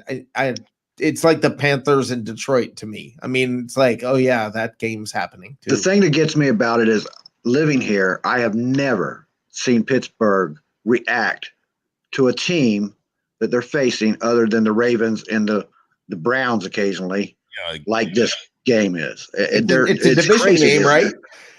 Huh? It's a division game? No, it's not a division game. Where's just the Jaguars? I mean, the Pittsburgh is truly worried about the Jaguars and their strange way of beating them. I'm meaning, yeah. No. I was going somewhere with this in my head. Okay. I'm looking at it and I'm thinking, I don't understand. Everybody's the only reason that I can say that a team would be afraid if you're playing a division rival and you're good and they're bad, New England, Miami for the last decade. Okay. All right. I can see being worried. Okay. For them, this is like us and the Rams. Okay. That's how they're looking at it. But that's how they are looking at it, Rick. It might not be in I understand. I understand, but I'm saying I don't get the parallel. The Bucs are good, the Rams are good. Get over them. They just can't get over the Jaguars. It's for some reason they just have a thing with it here. Yeah. And they it's a spoiler game for them. That's what they're worried about. They worry about the Jaguars are so good against them usually, and that they're right now trying to go undefeated. Yeah. Yeah. That's why. Watch it happen. I'm gonna go. I'm on live. I'm on live TV, and I'm gonna tell you it's not gonna happen. That's why I say next week is the game that they're going to lose, because they're going to get so hyped for this game and find out it's going to be a letdown, and they just go through them. And then next week they're going to have that, whatever. And that's when they're going to lose the game. Yep. Wow. They're so, it's just weird to me to say the Steelers are so hyped for the Jaguars. It's strange, dude. I'm telling you, if you lived here and you saw nothing but this game on TV and the way they're reacting to it, like the Jaguars or the Ravens, it just blow your mind. I've been sitting here going, what the hell are you talking about? Well, that's what I said about you. It's almost like you have to be there, I think, to have that kind of interest level, because I mean, there are certain games that you watch there that happen. I cannot think of a team that's less interesting right now than the Jaguars. I mean, maybe Detroit, but think about every team in the NFL. Who's less interesting? I mean, think about it. Depends on what side of the football you're talking about. How about the Cowboys? The Cowboys are interesting. A very uninteresting team. Well, no, to me, they're interesting. At least you've got Cooper. At least you've got Zeke. At least you've got. Come on, man. When have the Cowboys been interesting? It's all hype. It's always hype with the Cowboys. Dude. Well, but that makes them interesting. Okay, the hype makes them interesting. They're But interesting that doesn't because make they're the the team Cowboys. interesting. I knew That how just to get makes the professor the going media there. interesting. Harry got him going. Yeah, I mean, to me, the Cowboys are interesting because they're the freaking Cowboys. They got the star on the helmet. They got the history. They got the whole America's team. They got the marketing. Okay, it makes it interesting. But the Jaguars, really, they got nothing. I mean, nothing. What about Cleveland? On a positive note, I will say this: at least the Jaguars now have been able to purchase enough paint to finish painting their helmets. So that part's good. But Cleveland, what do we think? Can we throw the Jets in there? Can we throw the Jets in this conversation? But that's New York. Denver. At least it's New York. I mean, I get it. I got the Jets ahead of Dallas. As far as who's good, yeah. As far as who's good, tell me something interesting about the Jets. They're from New York. They're New York. They got the following. The Giants. I mean, they're both from New York, but they play in New Jersey. I mean, no, I get it. But there's now compare a team playing in New York to Jacksonville. Marketing. That's the only difference, dude. Right. I'm not saying who's better. You guys don't misunderstand me. No, but you're talking about interesting. Right. When I see the Jets, marketing makes them interesting. Yeah, and when the Jets come on TV, I'm like, oh, I'm gonna stop what I'm doing and go watch the Jets. No, not at all. No, I agree with you. I agree, but I'm saying you even have to go below that to get to the Jaguars and the Detroit Lions. How about Denver? Yeah, that's why I ask for people to have mercy on me, because I have to endure about 25 hours in the course of a week from a gambling perspective, because I have to watch every snap from every single game. And get this, sometimes twice. I love football, but I don't love that much football. I'm with you, Harry. I have to do that because I got to find one or two games a week that I really like, and I've been doing this for about 32 years. Wow. And there's a lot of interesting things. That's why I come up with a lot of picks that aren't so sexy, and it's been pretty beneficial for me. Yeah. I don't normally bet with what the general public says in regards to that, but you're right. There isn't very much interesting about the Jets or the Jaguars. I mean, the Lions' uniforms even suck. Even my hometown Chicago Bears. Offensively, they're so challenged. It looks like they brought Northwestern out on the field on the offense. But at least the Bears are interesting because they're starting to suck. That makes it interesting. It's like, oh well, they were going to be good. Now they're sucking. I wish I had Peter Blake's button. I could hit the boo thing. You know what's so bad about all this here is you've got a team, an NFL, a professional team that does not have a logo or identity. They're the Washington football team, and they're more interesting than the Jaguars and the Jets. Well, that's a dumpster fire. You got to be interested. Crazy. Yeah, they're a dumpster fire. I mean, it's interesting. You drive by a dumpster fire, you're going to look. I mean, you drive by the Jaguars. I'm just driving. I mean, I don't know. Is there a crystal ahead? That's what I mean. I'm more interested in the Texans in that. I still think the Jaguars are going to give them a game, and it's only going to be in the first half.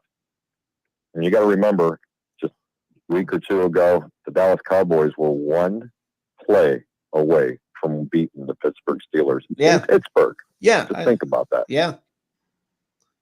Well, I mean, but the Cowboys, you could name some pretty talented players on the Cowboys, even though how talented are they? What do they do when they leave the Cowboys? That's media. You don't think Zeke is? I think Zeke is talented, but I don't think he's what the media has made him out to be. What about Cooper? Zeke got paid, guys. There's the problem. He got paid. You remember every time he caught a pass or he ran for 15 yards and he starts lifting up his shirt and he's showing the Campbell's commercial of feed me, feed me, feed me. No, they fed him all right. Now, they fed him. They fed him their ability to go out and draft smart. That's what they did. Yeah, Gene, what were you saying?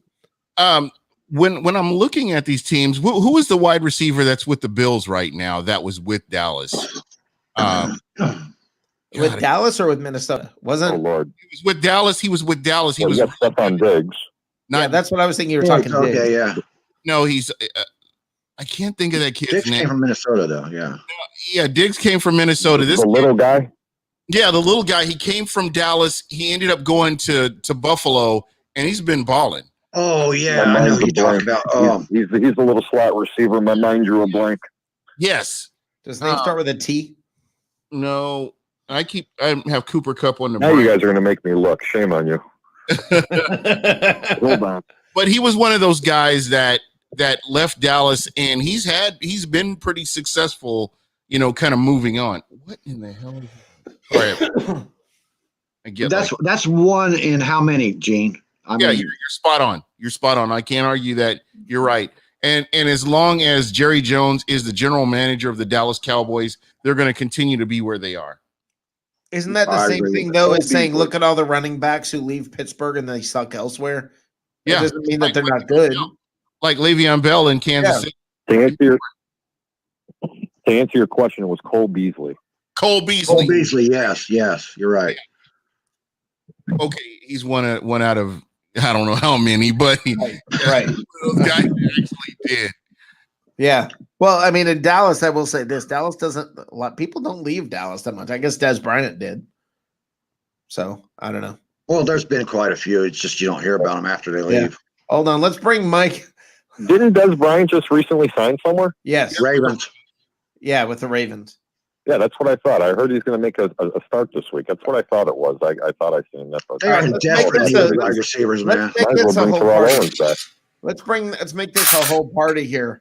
Mike DeRoche, the man who doesn't know what a brisket is. Oh my God. Isn't that sad? No, it's not sad, bro. It's the way of life, man. These things happen. I was always taught, but as a kid, if you don't know something, you ask. Yeah, you're spot on. That's why I was going to talk to you. I've got some pictures. Have you ever met anyone Jewish?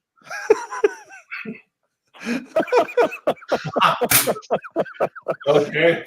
Don't ask, dude. He knows what tzatziki sauce is, You walk away from that one. You can easily walk away. I mean, really, seriously. Have you ever seen the Atlanta Stadium?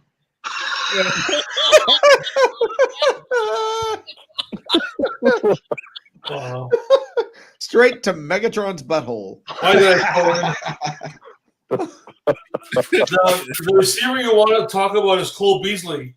Yes. That is the guy. Yeah, Cole Beasley. Yep. Oh man. So wow. Right, but you were serious. Mike, it's awesome that you're gonna try brisket. Welcome to. I mean, it's almost bacon. That's how good it is, and not your bacon, but like our bacon. You got to get it from the right people. Not everybody makes good brisket. Is it common in the South, or is it just a normal? I mean, food. It's U.S. wide, man. I don't know any place that don't know what brisket is, or. Well, I mean, I don't mean it sarcastically. Yeah. I mean, when I said, "Don't you know anybody Jewish?" That actually isn't a joke. I mean, that's like, look, you talk about Greek food, you talk about different food. Look, man, go to heaven. I mean, brisket, I'm sure brisket will be there. Just So what do you eat brisket with? Just potatoes or? Brisket is so good you can actually eat it by itself. Like a spoon. It's so tender. Mike, basically, if you have a smoker, 225, 250 degrees for like 16 hours, 16 hours, depending on the size of the brisket. And I tell you what, man, I can't, without going into a whole lot of detail, I promise you, if you go to the right place and you get that brisket and you take that first bite, you will never look at life the same. I'm getting meat sweats and it means a whole different thing right now. Do you guys have that restaurant in the States? I wonder if brisket would be good wrapped in bacon. Oh. Jesus Christ, bro. You're doing too much. What'd you just say, Mike? I've got to change the subject before. I mean, this is like like a restaurant in the States called Famous Dave's Restaurant Barbecue. Finish Dave's? Famous Dave's. Famous No. Dave's. No. What? And do you come to the U.S. very often? Yeah. A while. I do believe there's a Famous Dave's up in Buffalo. Where do you go? Where I just curious. Where do you normally travel to? Yeah, we have a condo in Florida. Okay. All right. Near Kissimmee. Okay. So what you want to do is you want to find a hole in the wall place. You know you go. You don't want to go to a regular restaurant with nice. You want to go somewhere where people have stains on their aprons and stuff. Nothing from Sand Lake Boulevard. No, stay away. Okay. Yeah, stay away from the Sand Lake Road. But I will say this: Sonny's Barbecue, they got good brisket. They're decent. Yeah, that's decent. Yeah. Go to Lakeland. There was an Alabama barbecue place in Tampa, if I'm not mistaken. I think it was on Dale Mabry. Alabama I could be John's. wrong. Yeah. So what was it, Gene? Alabama John's. Yep. I know that place. Go to Lakeland and go to Brothers Barbecue off 10th Street. Cornbread. I mean, you talk about stains on the aprons. Oh Lord, it smelled good from the road. Now I just cleaned out my cast iron and I'm going for Thanksgiving. I am going to try some of that smoked cornbread with a little bit of jalapeno and some cheddar cheese. Cornbread. God, I love this show. Hit the sound effect, please. Hit the sound effect for me, please. I need it. I love this show. Just a little bit of cherry wood smoke on that cornbread when it's almost done. Indirect heat, man, you can't go wrong. I promise it'll put Jesus in your heart. Hurry up, hit it. I'm gonna have to go for I'm gonna have to go for like it's just a couple minutes. I'll be right back. Make sure you get the toilet paper off your shoe, bud. Oh my gosh. That's all right. Rick will come back to the set. He'll be live again, and you'll see a cigarette draping out of his mouth. Just take it back. There you go. So guys, I do have what I call a playbook where there are certain plays like my smoked salmon is Warren Sapp. My brisket is Mike Allstott for that. I just have different names for different dishes that I make. Nice. So that's kind of where I'm at. I mean, to me, preseason was always try out different recipes and get your official beer that you're going to drink throughout the year. And those are the kind of things that I normally would do. But with COVID, it's kind of messed things up a little bit, and I've just been kind of out of sorts. Yeah. But hopefully I can get back on track next year, guys. And I want to get you guys involved because I get a bracket and I go through beers. I get beers from other people and get ideas. Okay, this is the beer I want to try here. And I'll match beers up and eventually. Nice. Have you ever had Canadian beer? Huh? Have you ever had Canadian beer? Canadian beer? Yep. Molson. That's all right. Yeah. That's like, Budweiser. Hey, I didn't mean to insult Gene, I have a question for Gene. Yes, sir. Gene, I'm going to go to your restaurant. So when I sit down and your server comes up to me, can I just tell him, I'd like my main course, I'd like an all-star with a side of sap. And I don't see it here, but how about a Steve DeBerg? Hey, where is Phil Schwaber? What is a Steve DeBerg? What would we call a Steve DeBerg? That would have to be an excellent triple cheeseburger somehow. Smothered with mushrooms and onions and stuff. And what do you serve for dessert, Winston? Oh, I want to know what's a Jameis. That's crab leg. Crab legs. Crab legs all day. That's something you roll up really good. What they call? Wait a minute, I know what Jameis is. Crab legs. Crab leg. Yeah, crab legs. That's it. Jameis Winston. Does anybody know Nick Foles' nickname? Don't say it out loud if you do. Just tell me yes or no. Limp noodle. No. So the first thing Gene does is says it out loud. Gene, what I want you to do, because I know you're on camera live, I want you to Google it. I know what look for Nick Foles' nickname in the locker room. Don't say it out loud, and if you can do it with a straight face, I got it. I'll buy you your next beer.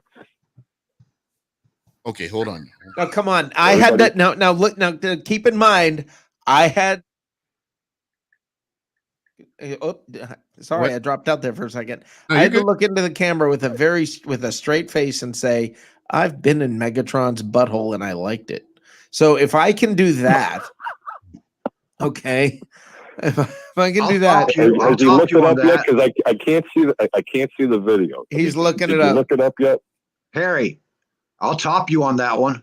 Yeah. Look up Gardner Minshew's nickname. What's that one? Do you want me to say it out loud here? I have seen. So you know Nick Foles' nickname, Professor? Yeah, I do. Nick Foles. The only one I can come up with Saint Nick, and that's probably not what you're. But Gardner Minshew's is Jockstrap King. Josh. Oh my God!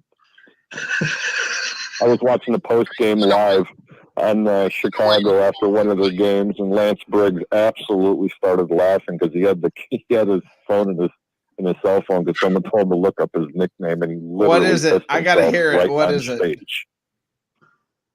What is it? Oh, big Nick. Big blank Nick.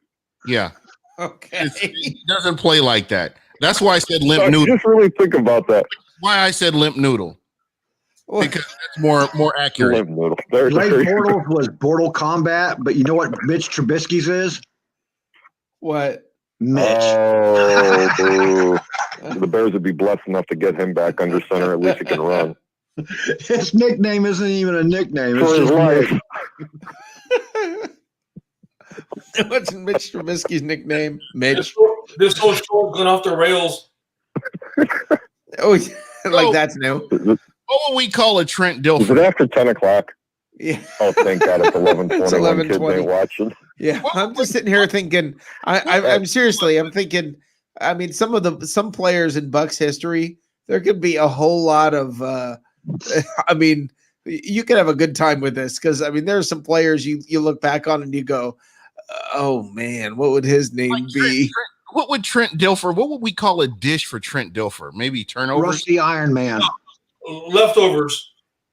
There you Yeah, Yeah, turnovers would be good. Yeah. Turnovers would be Jameis Winston. Smoked turkey wings. That's true. That would be for Trent Dilfer. Smoked turkey wings.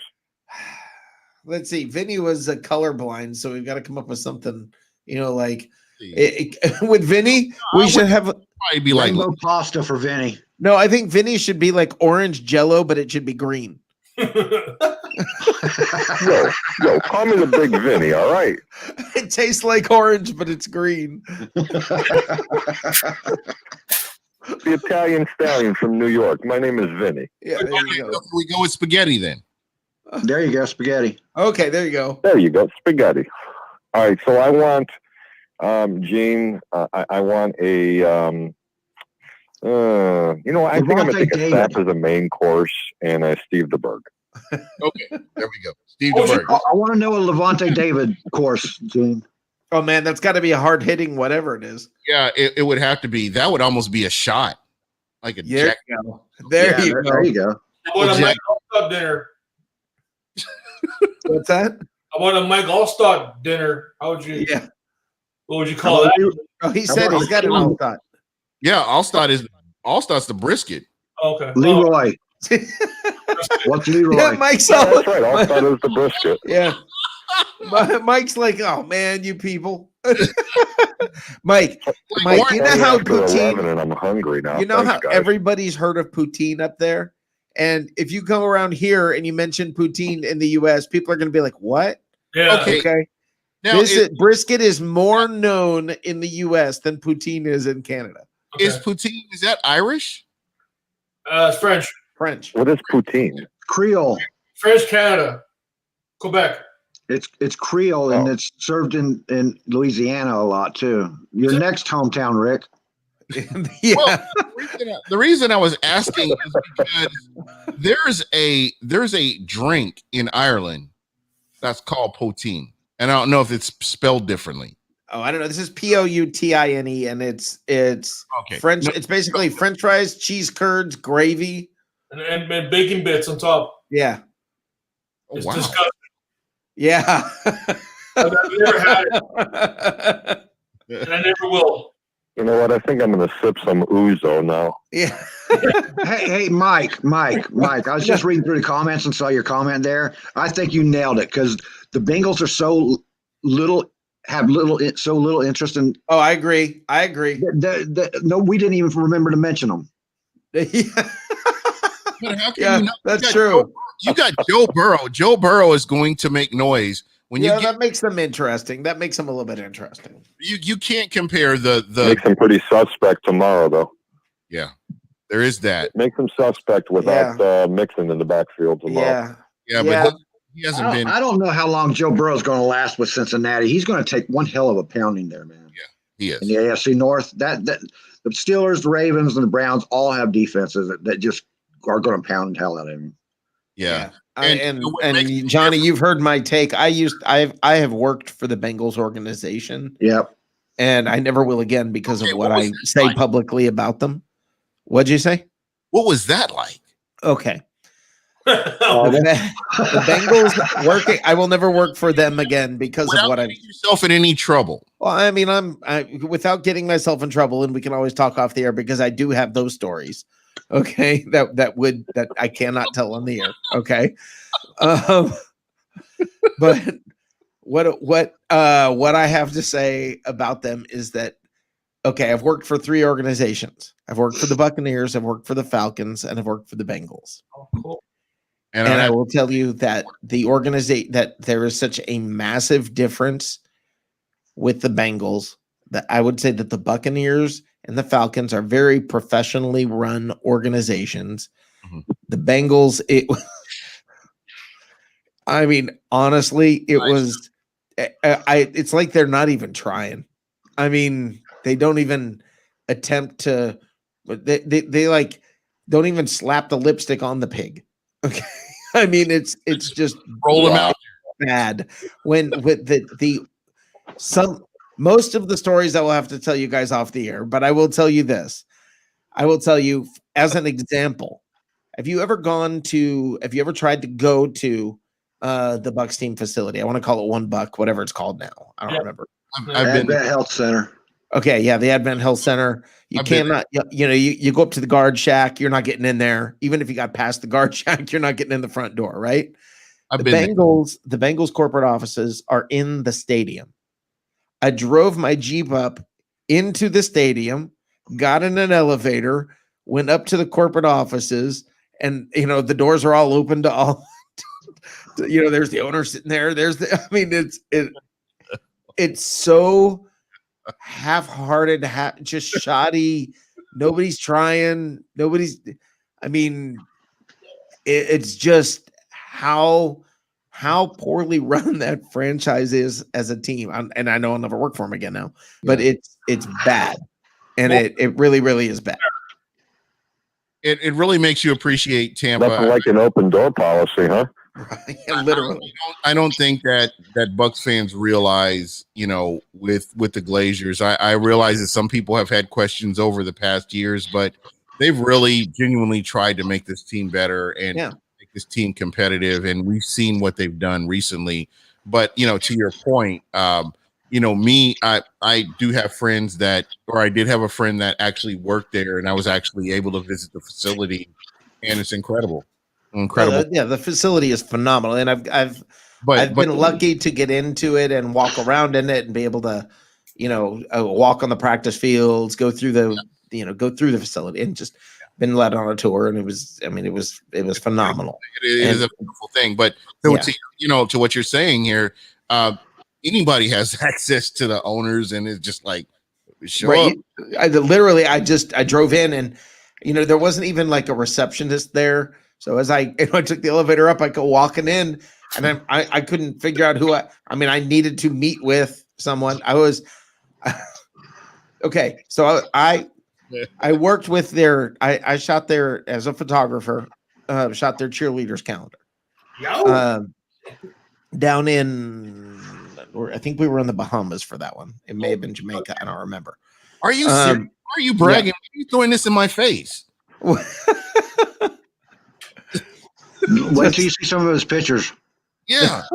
So but the thing is that it's the Bahamas. Okay. So I go there, and I've got a Jeep stacked full of boxes of calendars, and I pull up, and I'm trying to give them, I've got to deliver them, and I'm walking around, And I'm walking around their office for like 15 minutes trying to find somebody who will take the freaking calendars, and nobody knew what was going on. Nobody knew anything. I mean, it was just, it took me 10 minutes just to get anybody's attention, 10 or 15 minutes. And then after that, nobody knew what was going on. Nobody knew where to take them, what to do with them or anything. It was so disorganized and crazy.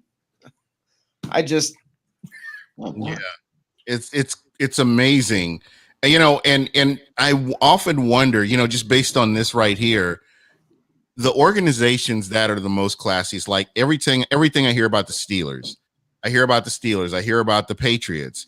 Not saying the Falcons, Arthur Blank. Arthur Blank is a class act. Yep. Yeah, true story. I was working for Verizon, and I was kind of in between jobs, and I had a temp job, and I worked for Verizon, and Arthur Blank called in, and I actually got to talk to him. And I hate the Atlanta Falcons. I hate their fan base. I hate everything about them. But, what I can say, just unbiased, this man is an incredible person. What he's done for Rich McKay, what he's done for Warwick Dunn, just what he's gone out there and done, things that he have to do as an owner. Yeah. He is an incredible human being. I just hate his fan base and I hate his team. But outside of that, he's a great person. Yeah. You had to go and depress me now talking about Rich McKay back over there in Atlanta. Real quick, and I have to ask this question. Should Rich McKay be in the Ring of Honor? I say yes, he should. Absolutely. I've been arguing this, and I second that. People have told me, oh, well, he's with the rival organization. Oh, who cares? Has nothing to do with it. I do not care. His body of work in Tampa should have him as a Ring of Honor recipient. He should have went in there before Gruden. I have no problem with that. I have no disagreement with that. I really don't. And let me tell you something. If the next, you go flash forward 2 or 3 years, whether they win a Super Bowl or not, I think, and this will get people fired up a little bit because everybody disagrees so strongly with me about this. But I think Jason Light is I really don't. And let me tell you something. Did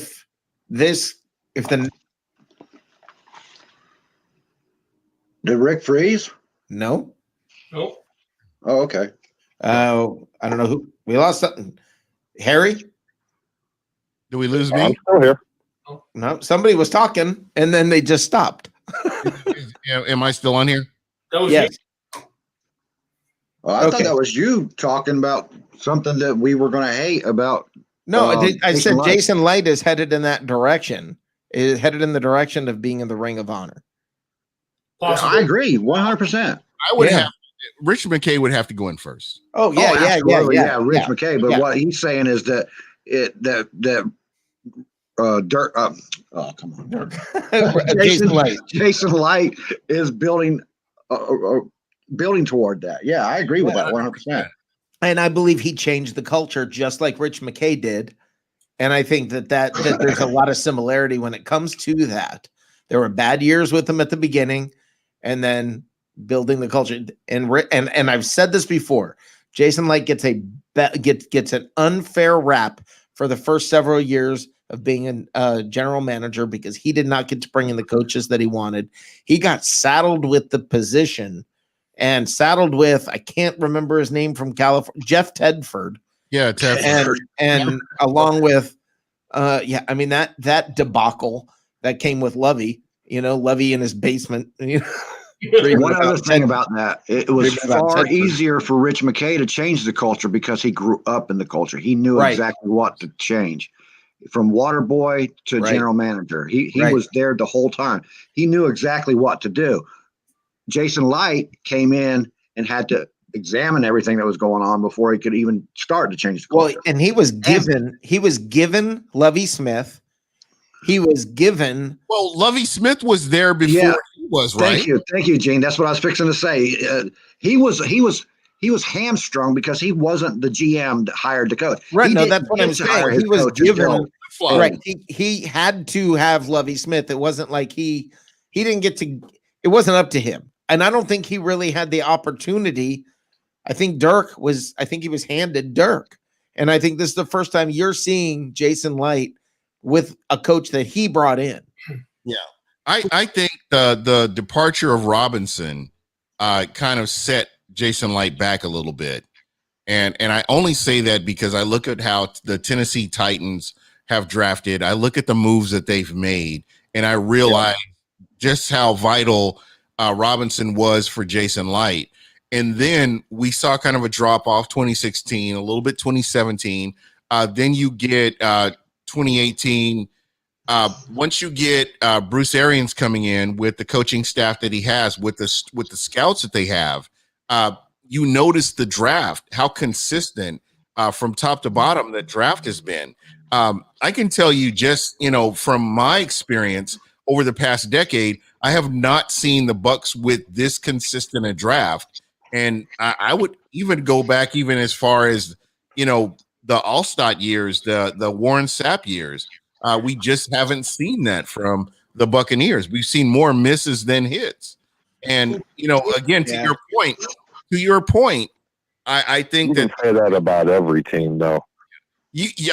But the way that these picks have gone, I would have to say that Jason Light is one of those guys that you would have to consider him at some point based on his body of work, right, as a Ring of Honor person. Right. And let me bring this up. Tim Weatherspoon brought up something fantastic, and I would love, we're talking about what do you call, what would be a Levante David? I think you can have Levante and Devin White together. Uh-oh. Here we go. Bang bang shrimp. Bang bang shrimp. There we go. That's awesome. Call it, both of them together. That's bang bang shrimp. Mike, are you going to ask what that is now? Oh, you're on this show. Sorry, you're on What's Cooking in the South. You're going to get food talk all the time. I'm all for it. I'm starved now. Yeah. I'm starving. All right, you know what, guys? We've gone for a couple hours here. Hold on. Well, Harry, great show that you do with Ray. Love that show. Absolutely love that show. Thank you guys are awesome. I want to get you guys on my show. You guys are always open invitation. You're a friend of the show. Buck What You Heard, Thursdays and Fridays, 7 p.m. Eastern. Well, hold on. Okay, well, let's go ahead and do this, Gene. Let me give you the screen. Tell everybody about you and what, introduce these people to your people. These are my people. Go ahead. All right. Thank you, guys. I'm with Buck What You Heard. I'm probably the newest member of the Bucs Report. Thank you. Shout out to Bucs Report for giving me this opportunity. I do a show on Thursdays with my co-host Ken Barrett, and on Fridays I have Bucs Bay of Bucs Bay Network, and we do a show where we kind of break down the previous game of the Bucs on Thursday, and we talk about the upcoming game on Friday with the Tampa Bay Buccaneers. But the call-in show is fan-centric, just like this show. I think what's missing in Tampa Sports Radio or Tampa Sports Media, period, is a voice for listeners. And I think it's important that you guys have a voice because you're spending so much of your time, your money, and your energy on the Tampa Bay Buccaneers. So it's important that we're able to give back to you so you can come on and talk about it. So that's my goal, is to make sure that anybody that calls in, anybody that disagrees with me or agrees with me, you get the same opportunity to come on and talk. And that's what I try to do. And he's worth listening to. Sounds like a great show. Actually, I've listened to it a couple of times. It's actually a really, really good show. Yeah. I appreciate that, guys. And Harry, you wanna talk about your show real quick? Saturday nights from 6 to whenever. We get the handicapping lines. I can't have a better guy leading it off with Tampa Bay Ray Kennedy. Extremely knowledgeable, very friendly. We have open phone lines. It's just awesome. I've just been doing it a couple of weeks. I haven't been around radio and or anything in front of a TV camera in my entire life, except, for radio from many years back. But it seems to be going really well. And if anybody wants to get an opportunity to go ahead and come on, we'd love to have you there. We take phone calls. We talk about all the games. And most importantly, we do talk about the Buccaneers. Awesome. That's awesome. Thanks for the call, Harry. Anytime. Have All a right. really good evening, guys. Thanks for having me on. We'll talk to you later. Go Bucs, and have a great Sunday. All right. You take care. Thanks, Harry. That was awesome. And Gene, I'm going to let you go ahead and skedaddle. You've been very patient and been on here for a very long time tonight. Thank you, brother. And I would be on. I love talking food, and I love talking Bucs. I would love to come back on again. I'm inviting myself on, by the way. Anytime you want, brother. Anytime. When you came on with I Love Brisket, you're like, anytime. Now it's an open invite.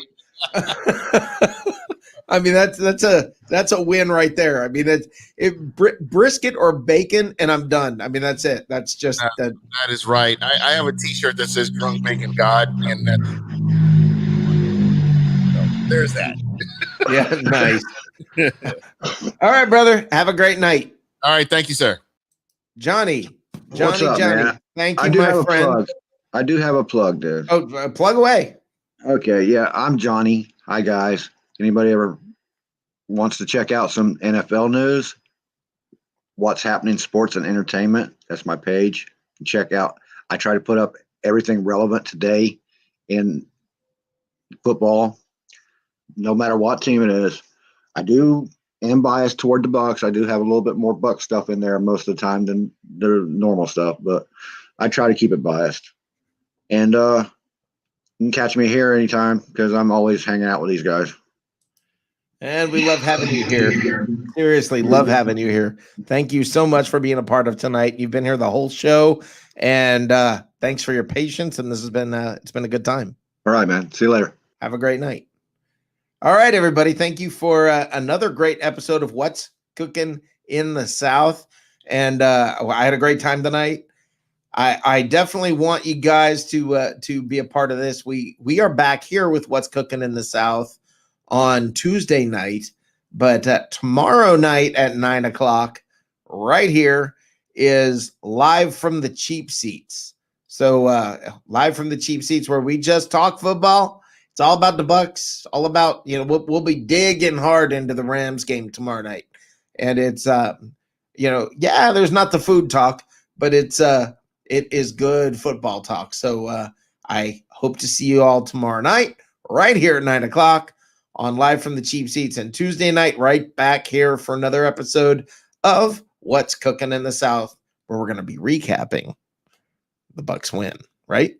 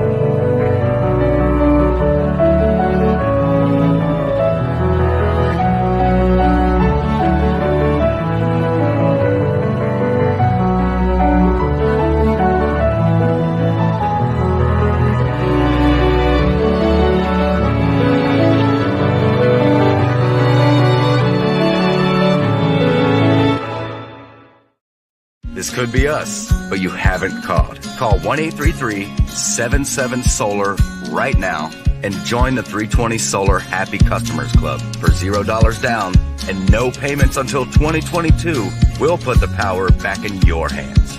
320 Solar. Power up.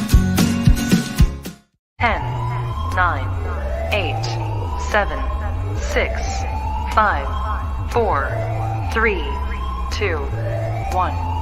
0.